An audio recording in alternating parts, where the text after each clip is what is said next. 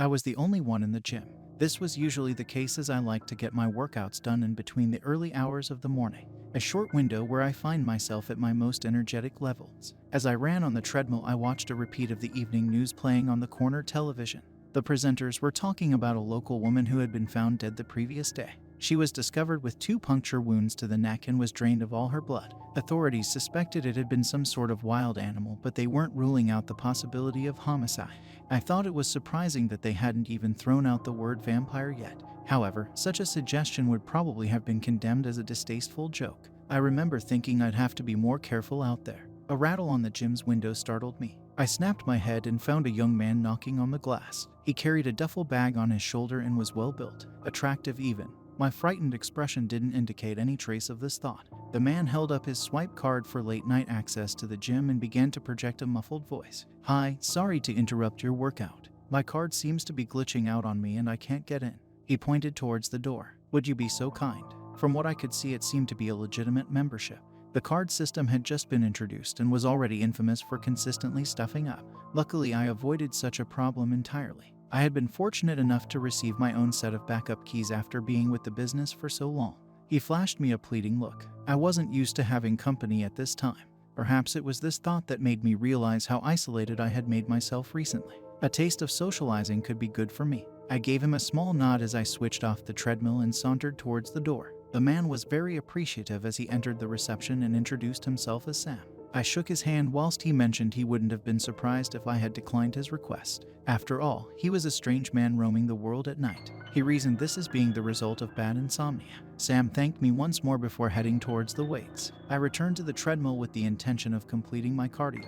That was when I noticed something odd about him. Sam had produced a large water bottle from his bag, one of those giant cylinders that could easily hold 2 liters. Yet this bottle was not filled with water. Inside its plastic walls swirled a mysterious red liquid, a very dark shade. It looked like blood. Sam took a large sip.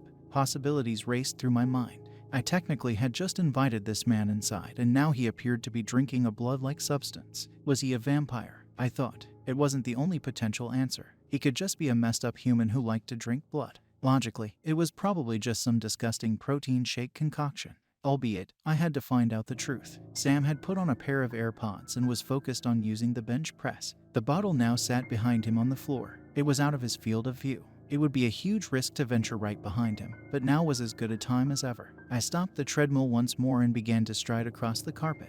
I was careful not to trip on any of the stray dumbbells as I passed the mirrored wall. Sam raised the bar for another rep, letting out an almighty huff as he did so.